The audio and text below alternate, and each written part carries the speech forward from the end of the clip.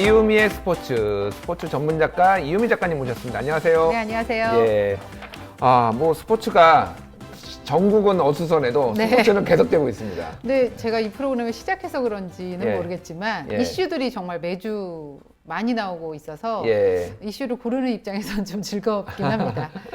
첫 번째 소식은 제가 손흥민 선수 손흥민 이야기를 선수. 해보려고요. 뭐 손흥민 선수는 10개 중에 한 9개는 보통 즐거운 소식이에요. 네, 예. 손흥민 선수가 무리뉴 감독과 만난다. 그렇죠. 이 얘기는 제가 지난주에 전해드렸었잖아요. 예. 근데 저는 손흥민 선수의 요즘 행보를 보면서 특히 무리뉴 감독 체제에서의 경기를 보면서 이 선수가 정말 스타는 스타구나. 예. 그런 생각이 들었던 것이 우리가 보통 스포츠계에서 스타라고 하면 해결사 역할을 해줬을 때 확실히 해준다든지 예. 아니면 정말 중요한 경기에 존재감을 나타낸다든지 이렇게 얘기를 하잖아요. 네. 근데 손흥민 선수가 무리뉴 감독 체제의 토트넘의 첫 경기가 지난 주말에 웨스트햄전이었는데 네. 여기서 선제골을 뽑아냅니다. 아. 그래서 1골 1도움으로 3대2 승리에 기여를 하게 되거든요. 무리뉴 감독에게 정말 확실한 눈도장을 찍었다라고 볼 수가 있겠고요. 근데 제가 좀 더 스타라고 생각이 들었던 게 뭐냐면 이 선수가 그 토트넘의 1호 골 사나이로 지금 거듭나고 있거든요. 1호 골 사나이. 네, 왜냐하면 토트넘이 지난 4월에 새로운 그 구장을 개장을 해서 예. 토트넘 하스퍼 스타디움이라고 이곳에서 이제 경기를 하고 있는데 거기 1호 골도 개장 기념 1호 골도 손흥민 선수였고요. 예. 그 며칠 후에 지난 4월이었는데 그 며칠 후에 그 유럽 챔피언스 리그 경기가 있었어요. 예, 맨시티와의 8강전이 있었는데 예. 그때도 또 골을 넣어서 유럽 대항전 그 구장의 첫 골도 손흥민 선수의 몫이었어요. 그런데 무리뉴 감독 체제 하에서의 첫 골도 손흥민 선수였잖아요. 그렇군요. 그래서 토트넘의 1호 골을 계속해서 장식하고 있다 이렇게 볼 수가 있고 무리뉴 감독은 손흥민 선수를 계속해서 중용할 것 같다라는 생각을 했었는데 근데 사실 토트넘 상황에서 손흥민을 중용 안 하면 누굴 중용하나요? 그러니까요. 요즘 예. 가장 토트넘에서는 빼놓을 수 없는 선수가 손흥민 선수이기 때문에 당연히 그럴 거라고는 생각을 했지만 예. 손흥민 선수가 이렇게 무리뉴 감독 체제에서 첫 경기부터 이렇게 잘해줄 것이라고는 응원하는 마음으로 보면서도 즐거웠는데 어쨌든 오늘 새벽에도 손흥민 선수가 유럽 축구 챔피언스리그 경기에 모습을 나타냈습니다. 예. 올림피아코스 그리스 팀인데요. 이 팀과 B조 5차전을 치러서 4대2 승리를 했는데 골은 넣지 못했지만 도움을 하나 또 기록을 도움. 했습니다. 그래서 시즌 6호째 도움을 기록을 했고요. 그러면서 토트넘이 유럽축구연맹 챔피언스리그 16강 진출을 확정을 지었습니다. 그렇군요. 뭐 손흥민 선수가 이렇게 맹활약을 하니까 네. 사실은 축구 팬들 사이에 해묵지는 않았는데 어쨌든 논쟁이 점점 거세지고 있어요. 역대 국내 최고의 축구 선수는 누구냐? 네. 차범근이냐? 박지성이냐? 손흥민이냐? 이거 가지고 커뮤니티에서 네. 논쟁이 세게 붙었는데 어떻게 생각하세요? 누구라고 생각하십니까? 저는 참 판단하기가 좀 각자의 그 힘든데. 장단점이 있어요. 네. 기록도 이렇게 각자 이제 뭐. 네, 그렇습니다. 근데 이제 차범근 시절, 그 차범근 감독, 전 감독 시절에는 이제 이런 선수들이 많지 않았잖아요. 없었죠. 그러니까 그 네. 임팩트 면에서는 차범근 감독이 1순위라고 생각하지만 네. 저는 개인적으로 또 박지성 선수 같은 경우는 공격보다는 좀 수비 쪽이 더 좀 치중했던 선수라고 본다면 예. 저는 앞으로의 가치까지 생각했을 때 손흥민 선수에게 좀 더 점수를 주고 손흥민 싶습니다. 선수한테? 네, 저는. 저희가 토론을 한번 해볼까요? 이거 나중에. 근데 이거 진짜 결론이 안 나요. 저도 아니, 제가 예. 축구 기자들하고도 이 토론을 예, 많이 예, 하는데 예. 다 달라요. 관점이 다르기 때문에. 아니, 그러니까 제가 네. 뭐 결론을 내려는 네, 게 아니라 어쨌든. 재밌을 것 같아요. 네, 한번 재밌어요. 손흥민 지지, 차범근 지지, 그리고 박지성 지지 한 분씩 모시고 저희가 한번 이걸로 토론을 한번 해봐도 상당히 재밌을 것 같아요. 근데 뭐 예를 들면 그 그런 이야기까지 나오더라고요. 예. 광고에서의 몸값, 예. 뭐 이런 그 시장성의 가치까지 다 따지는 얘기까지 결국 나오게 되더라고요. 가장 핫한 건 어쨌든 손흥민 선수가 아닐까. 현역 저는 프리미엄이 사실 있어요. 있죠. 당연히 있죠. 예, 그래서 그거는 한번 나중에 한번 저희가 짚어보도록 하겠습니다. 알겠습니다. 예. 자, K리그 소식 한번 돌아볼까요? K리그가 예. K리그 1이 이제 아직 시즌이 끝나질 않았어요. 예. 날씨 이렇게 추워지는데 그런데 우승팀도 결정이 안 났고요. 챔피언스리그 출전권 마지노선인 3위 팀도 결정이 안 났고요. 최하위 팀만 결정이 난 상태입니다. 그리고 강등이 이제 되는 팀이 11위 팀이 플레이오프를 치러서 강등이 될지 안 될지를 정하는데 이것도 결정이 안 났어요. 한마디로 혼돈의 지금 K리그네요. 근데 딱 한 경기만을 남겨놓고 있기 때문에 이 마지막 경기에서 모든 게 결정이 되거든요. 이게 K리그 역사상 최초라고 합니다. 그러니까 마지막 라운드에서 이 모든 게 결정이 되는 것이. 그러니까 우승팀 같은 경우는 이번 주말 12월 1일에 울산 아니면 전북이 이제 우승컵을 가져가게 되는데 울산이 지금 승점을 3점을 앞서고 있기 때문에 울산은 비기기만 해도 우승컵을 가져가게 돼요. 그렇네요. 그런데 문제는 울산이 졌을 경우 전북이 이기면 다득점을 따져야 되거든요. 승점이 같아지기 때문에. 근데 현재 다득점은 전북이 앞서 있기 때문에 만약에 울산이 진다면 이건 다득점까지 따져봐야 하는 물론 이제 전북도 지면 할 말은 없겠지만 그런 상황이고요. 근데 이제 이럴 경우 어떤 팀이 우승할지 모르니까 프로축구연맹에서는 우승 트로피를 어디다 갖다 놔야 되죠? 둘 다 갖다 놓습니다. 아 진짜요? 네, 둘 다 갖다 놓고 두 곳으로 그래서 트로피가 다 배달된 것도 최초라고 합니다. 네, 그래서 재밌는 광경이 펼쳐질 것 같고요. 그다음에 울산과 전북의 우승 경쟁 다음의 이슈는 3위 쟁탈전인데 이게 왜 중요하냐면 아시아 축구연맹 챔피언스리그 준출팀이 이제 가려지기 때문입니다. 근데 3위와 4위 팀이 서울과 대구거든요. 근데 이 두 팀이 맞대결을 하게 됩니다. 아, 그날 맞대결을 해요? 이거는 뭐 피할 수 없네요. 네, 그렇습니다. 대구가 이기면 3위 자리가 바뀌는 거고요. 서울은 비기기만 해도 3위를 유지하게 되는 거고요. 근데 저는 더 중요한 경기는 마지막 주목할 경기. 11월 30일 창원 축구센터에서 열리는 경남과 인천의 경기입니다. 경남과 인천. 지금 현재 11위가 경남인데 승점이 32점이고요. 12자리를 지키고 있는 팀이 인천인데 33점이에요. 그러니까 승점이 1점 차이밖에 나지를 않죠. 그런데 K리그 1에서 10위는 1부 리그에 잔류를 하고요. 11위는 2부 리그에서 플레이오프를 치르고 올라온 팀과 일부의 경기를 또 치러서 거기서 이겨야만 잔류를 할 수 있어요. 그러니까 10위가 안정권이잖아요. 근데 지금 현재 인천이 승점에서 앞서기 있기 때문에 비기기만 해도 12자리를 지키게 되는데 역시 이 팀도 두 팀이 맞대결을 펼칩니다. 그래서 네, 시즌 진짜. 최종전에서 놓칠 수 없는 경기가 이어지고요. 제주 12위로 강등이 확정된 상태입니다. 그렇군요. 제주는 어쨌든 2부 리그로 2부로 내려가는데 프로 축구팀 특히나 어떤 대기업이 모기업으로 있는 프로 축구팀이 2부 리그로 내려가는 일이 거의 없기 때문에 좀 많이 자존심이 상할 수밖에 없는. SK 네, 그렇습니다. 그쵸, 네, 그래서 이 부분이 좀 그렇고 이 2부 리그로 내려가면 2부 리그 팀들은 제주로 원정을 떠나야 되잖아요. 그렇네요. 근데 돈이 만만치가 그런 않네요. 것도 좀 만만치 않아서 그렇게 2부 리그에서 반기지 않을 것 같다는 생각이 개인적으로 들었습니다. 또 가장 이제 관심을 우리가 가질 부분이 사실 경남 인천에서 저번에 한번 소식을 전해주셨지만 인천의 유상철 감독이 지금 췌장암 사기라서 지금 좀 안타까운 상황인데 인천 선수들은 정말로 뭐라고 해야 되나? 뭐 다들 프로 선수들은 열심히 하겠지만 목숨 걸고 뛸 것 같아요. 네, 맞습니다. 어쨌든 선물을 드리기 위해서 감독님께. 그러니까 유상철 감독이 인천이 이렇게 계속해서 인천의 별명이 잔류왕이에요. 그러니까 계속 못하다가 이렇게 좀 힘든 시기가 올 때마다 잔류를 하거든요. 그래서 인천 이제 유상철 감독도 인천이 이렇게 끈기 있게 잔류를 하듯이 본인도 인천을 잔류 또 한 번 시키고 본인도 꿋꿋하게 이겨내겠다 이렇게 팬들에게 밝혔거든요. 그 약속을 꼭 지켜주셨으면 좋겠습니다. 저희가 그렇다고 뭐 경남을 뭐 응원 안 하고 그런 건 아닌데 맞습니다. 참 이런 안타까운 상황에서는 또 그렇게 뭐 말이 나오네요. 어쨌든 잘 지켜보겠습니다. 흥미롭게. 자, 프로야구 소식 좀 들어보죠. 프로야구가 지금 칼바람이 불고 있다고요. 네, 일단 뭐 본격적인 이제 스토브 리그에 들어왔기 때문에 뭐 여러 선수들이 뭐 소위 잘리기도 하고요. 또 트레이드가 되기도 하고요. 이런 분위기인데요. 이제 각종 시상식들이 이어지기 때문에 사실은 좀 훈훈한 분위기도 한편으로는 있습니다.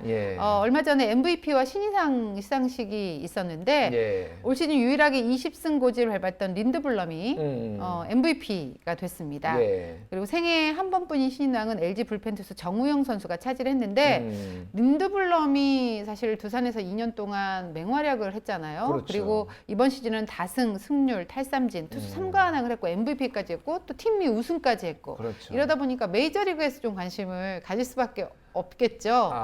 린드블럼 자체도 다시 메이저리그로 복귀를 하고 싶어하겠고요. 예, 예. 그래서 두산과 재계약을 할지 메이저리그로의 복귀를 할지를 좀 고민하고 있다. 이런 소식이 전해지고 있고 김광현 선수는 메이저리그 진출 도전이 성사가 됐습니다. SK에서 팀에서 예, 용인을 하면서 25일에 SK가 KBO에 포스팅 시스템 참가 공시 요청 공문을 보냈다고 하니까 예. 이게 이제 메이저리그로 가서 그것이 공시될 때까지 한 2, 3일 정도 걸리니까요. 넉넉 잡고 다음 주부터는 30개 구단과 협상을 시작할 수 있는 그런 여건이 마련되지 않을까 싶거든요. 문제는 액수잖아요. 그렇죠, 액수죠. 예. 근데 지금 뭐 그 현지 언론에서는 뭐 많은 얘기들이 나와요. 뭐 캔자스시티 로열스나 애리조나 다이아몬드백스, LA 다저스, 시카고 컵스, 뭐 김광현 선수에 관심 갖고 있는 팀이 많다. 예. 이런 얘기가 나오는 걸 봐서는 그 5년 전에 그 도전을 했을 때보다는 관심을 많이 받고 있는 건 맞는 것 같습니다. 그리고 현지 언론에 따르면 기준을 그 SK에서 뛰었던 켈리라는 투수가 있는데요. 예, 예. 그 투수가 어쨌든 우리나라에서 뛰다가 갔으니까 예. 김광현 선수의 기준이 그 정도 되지 않을까라고 예상을 하는 것 같은데 이 선수가 애리조나랑 2년간 550만 달러, 연평균 275만 달러 계약을 했거든요. 그래서 뭐 이건 예상일 뿐입니다만 예. 김광현 선수도 이번에는 최악의 상황을 염두에 두되 한 300만 달러를 마지노선으로 잡고 있지는 않을까 이런 예상은 나오고 있는데요. 또 여러 그 전망 중에 빅마켓보다는 예. 좀 스몰 마켓, 예를 들면 뭐 우리가 뭐 다저스라든지 양키스라든지 이런 걸 빅마켓으로 본다면 로테이션 되기가 좀 쉽지 않죠. 쉽지 않죠. 선발 투수 예. 뛰기도 쉽지 않기 예, 때문에 예. 뭐 미네소타 트윈스라든지 샌디에고 파드리스라든지 아니면 강정호 선수가 뛰었던 피츠버그 파이리츠라든지 이런 스몰 마켓 쪽으로 좀 눈길을 돌린다면 선발 투수까지도 생각해 볼 수 있고 그렇다면 몸값이 좀 올라갈 수 있다. 그렇죠. 이런 전망이 나오는데 저는 이제 그것도 중요할 것 같고요. 예. 그러니까 또 김광현 선수도 본인이 많이 뛸 수 있는 팀으로 가겠다고 했어요. 예. 그러면서 더 중요한 것은 마이너리그 거부권을 꼭 가져야 된다. 조건에서. 거부권. 네, 왜냐하면 지금 예. 유현진 선수가 LA 다저스랑 계약을 할 때 끝까지 놓지 않았던 게 마이너리그 거부권이에요. 그것 때문에 계약이 성사가 안 될 뻔도 했었어요. 그렇군요. 그런데 다저스 쪽에서 오케이를 하면서 성사가 됐고 사실은 그게 있었기 때문에 유현진 선수가 마이너리그에 내려가지 않고 자기의 실력을 어떻게든 보여줄 수 있었던 기회가 있었기 사실 때문에 메이저리그라는 게 몸값이 엄청나게 높거나 네. 그러면은 뭐 몸값이 아까우거나 가치를 유지하기 위해서라도 계속 기회를 주는데 그렇죠. 몸값이 낮으면은 바로 마이너리그로 바로 보내버려요. 그리고 다시 올라오기가 쉽지가 쉽지가 않아요. 않아요. 특히 김광현 선수가 30대예요. 그렇죠. 어찌 보면 30대 전성기를 지난 동양인 투수거든요. 예. 냉정하게 평가하자면 그쪽에서 마이너리그를 이 선수가 좀 생각보다 기대 못 미친다 했을 때 마이너리그를 내려가고 대신 유망주를 올리겠죠. 예. 그랬을 때 김광현 선수에게는 다시 한번 기회가 올 수 없을 수도 있기 때문에 마이너리그 거부권을 꼭 가지고 계약을 해야 된다라는 게 중론이고 이건 김광현 선수가 우리보다 더 잘 알고 있을 거기 때문에 그러겠죠. 그런 계약을 하지 않을까 그런 예상을 합니다. 저는 사실은 약간 희망하는 게 네. 류현진과 김광현이 네, 늘 메이저리그에서 얘기하셨죠. 맞대결하는 거, 네. 이 그림. 근데 정 아니면은 사실은 김광현 선수한테는 조금 불행하지만은 류현진이 던지고 김광현이 뒤에서 가능성 있죠. 가능성 그건. 있죠. 네, LA 다저스에서 불펜을 하면은 뛸 수 있으니까요. 두 선수가 같이 뭐 선발과 뭐 마무리를 한다든지 네. 선발 중간개투 롱 릴리프를 한다든지 뭐 이런 것도 한번 기대를 해볼 수 있지 않을까. 어쨌든 김광현 선수가 간다면 많은 그림들이 만들어질 것 같아서 그것 또한 기대가 됩니다. 알겠습니다. 좀 뭐 슬픈 소식이 하나 있었는데요. 네. 하나 이글스의 김성훈 선수가 사망했다고요. 네, 숨진 채 발견이 됐고 예. 경찰에서 사인을 조사한 결과 실족사를 당했다라고. 실족사, 예. 네, 뭐 어떤 건물의 옥상에서 좀 실족을 한 것으로 지금 얘기가 되고 있는데요. 그러니까 마무리 훈련하고 그 아버지가 기아의 예, 코치 예. 김민호 코치예요. 예. 야구인 2세인데 예. 이제 집으로 내려갔다가 이런 사고를 지금 당한 것으로 알려지고 있거든요. 아. 뭐 정확한 원인에 대해서는 지금 얘기가 나오고 있지는 않은데요. 예. 어쨌든 김성훈 선수가 또 아까 말씀드렸듯이 아버지가 김민호 코치다 보니까 아무래도 야구의 전체가 좀 슬픔에 빠진 상태고 사실은 아까 말씀드린 시상식 같은 경우도 예. 한화 선수라든지 또 그 이정우 선수가 예. 이 선수랑 절친이에요. 그래서 이정우 선수도 시상식에 가지 않았거든요. 예. 그리고 시상식에서도 약간 추도를 하는 분위기여서 예. 잔치 분위기를 확실히 내지는 못했었어요. 아, 그렇군요. 네, 그래서 네. 이 김성훈 선수의 좀 허망한 사망 소식이 좀 야구계를 슬퍼하게 했고, 저는 이정우 선수가 자신의 SNS에 남긴 글 때문에 좀 울컥했는데요. 예. 아무래도 이제 야구인 2세로 살아가는 게 사실 녹록하지 않을 거잖아요. 스트레스도 또 비교가 네. 되니까 많이 그리고 받겠죠. 아버지들이 둘 다 예. 스타 출신이고, 그렇죠. 그러다 보니까 둘이 서로 위로도 많이 하고 얘기도 많이 나누는 친구였다고 해요. 그래서 우리가 아버지보다 더 유명해지자 이렇게 서로 약속도 하고, 예. 그래서 이정우 선수가 글을 남기기를 너무 당연해서 둘이 찍은 사진조차 없는 게 너무 슬프다.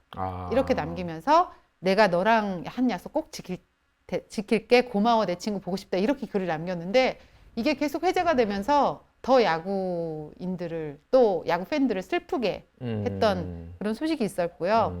어쨌든 한화는 이렇게 유망주 투수 하나를 좀 허망하게 보내게 됐고요. 네. 또 그 밖에도 좀 전력 변화가 좀 있을 수밖에 없는 상황인 게, 예. 정근우 선수가 LG로 갔다는 얘기는 제가 전해드렸었잖아요. 그렇죠. 예. 근데 그 다음날 바로 트레이드를 하면서 그 포수 지성준 선수를 보내고 예.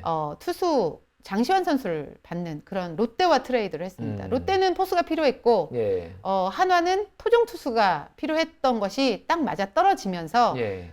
이제 장시환 선수가 오게 됐는데, 팬들 입장에서는 아니 리빌딩을 한다고 정근우 선수를 보호 선수 명단에 넣지 않았으면서 30대 투수를 데려오는 게 말이 되냐. 그러게요. 그렇게 얘기할 수 있잖아요. 예. 근데 저는 제 생각에는 장시환 선수가 롯데에서 지난 시즌, 그러니까 올해 그 불펜에서 선발 투수를 바꾸면서 잘했어요. 만개했다는 평가를 받고 있고, 그리고 215이닝을 뛰었거든요. 그러니까 그만큼 그 이닝을 계속 많이 소화할 수 있는 그런 투수기 때문에 정밀철 단장은 하나의 그 가장 큰 약점이 선발 토종 투수라고 보고 이 선수를 데려왔다고 생각이 드는데, 사실 트레이드 같은 경우를 지금 트레이드 된 그 상태에서 평가하기는 좀 힘들잖아요. 그렇죠. 네, 이제 다음 시즌이 되고야 평가할 수가 있고, 실제로 지금 평가와 그 시즌이 지나고의 평가가 달라지는 경우가 굉장히 많습니다. 예전에 박병호 선수 트레이드 했을 때도 LG에서 이제 넥센으로 당시 넥센으로 갔을 그렇죠. 때 넥센이 손해 봤다 난리가 났었죠. 그렇죠. 그때. 근데 그런 경우가 많잖아요. 그런데 지금 해나 팬들은 우리가 손해다 이렇게 말하고 있지만 서로 저는 윈윈이었다라고 생각이 들고, 이 평가는 조금 미뤄서 1년 후에 하는 걸로 했으면 좋겠다는 생각이 듭니다. 알겠습니다. 자, 한국 럭비 대표님이 사상 첫 올림픽에 출전을 한다. 그러니까 럭비가 도입되고 처음이니까 96년 만이라고 그래요. 96년 만에 올림픽에 나간다. 와, 이거는 뭐 서울대 야구팀이 무슨 뭐 1승 거둔 것 같은 약간 그런 느낌이네요. 맞습니다. 그러니까 0대7로 또 지다가 우리가 역전을 해서 올림픽에 나가게 됐는데요. 이게 인천에서 경기가 있었고요. 아시아 지역 예선 결승전이었는데 홍콩이랑 했는데, 홍콩은 세계에서 21위 팀이고 우승팀만 이제 도쿄올림픽으로 직행할 수가 있었는데, 홍콩은 영국계 기여 선수가 워낙 많아서 지금 아시아에서는 무척 잘하고 있는 팀 중에 하나예요. 럭비는 게다가 영국이 거의 뭐 종주국 아니에요? 네. 그리고 사실 일본도 잘하고 중국도 잘하긴 하는데 우리는 좀 워낙 비인기 종목이고, 제가 그래서 한번 조사를 해보니까 전체 합쳐서 한 우리가 중고팀까지 합쳐갖고 한 30개 팀밖에 안 되고, 실업팀은 상무 포함해서 4개더라고요. 근데 이런 나라에서 이제 올림픽을 나가게 된 겁니다. 물론 아시아에서는 우리가 아시안게임에서 금메달을 딴 적도 있지만, 아프리카에서 봅슬레이 나가는 것 같은 약간 그런 느낌이네요. 근데 이제 7인제 럭비는 이제 우리가 보통 흔히 하는 게 15인제 럭비인데요. 7인제 럭비에서 지금 올림픽 티켓을 딴 거거든요. 7인제군요. 네. 근데 7인제래도 15인제 럭비 경기장이 똑같이 하기 때문에 훨씬 더 체력이 더 필요할 수 있는 그런 종목이거든요. 그래서 한 선수 한 명당 한 14분 만에 한 3km 이상 뛴다고 해요. 조사를 해보니까. 그럴 정도인데, 우리가 원래 홍콩한테 0대7로 뒤지다가 이걸 뒤집어서 12대7로 이겼거든요. 극적인 승부를 하고 올림픽에 가게 됐기 때문에, 물론 올림픽에서 뭐 좋은 성적을 거둘 거라고 기대하기보다는 이런 드라마를 우리 스포츠가 쓰고 있다, 한국 스포츠가. 그런 걸 좀 알려드리고 싶고, 많은 분들이 모르는 사이에도 어딘가에서는 우리 한국 스포츠 선수들이 열심히 뛰고 있다는 걸 좀 알려드리고 싶어서 이 소식을 준비했습니다. 네, 뭐 솔직히 메달을 기대하기는 어렵지만 뭐 1승 정도는 우리가 한번 예, 마음속에 한번 소중한 담아볼 수 있지 않을까 생각을 합니다. 예, 지금까지 이유미 스포츠 작가였습니다. 감사합니다. 고맙습니다.